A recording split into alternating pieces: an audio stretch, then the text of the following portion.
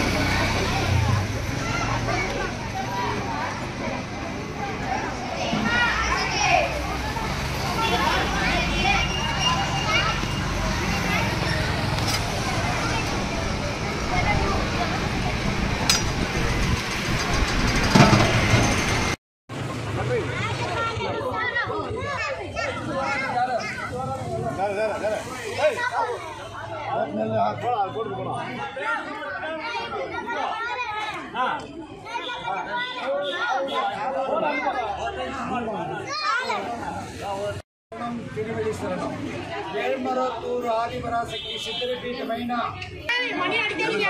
అమ్మవారి ఈ రోజు ఆశీస్సులతో ఈ కుప్పం నియోజకవర్గంలో ఈ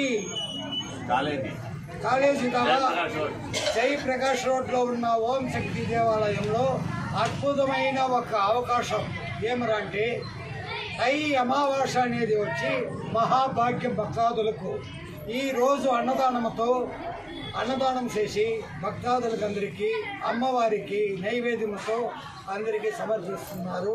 ఇట్లా కమిటీ సభ్యులు అందరికీ నా ఒక ధన్యవాదాలు, వచ్చిండే భక్తాదులకు ధన్యవాదాలు।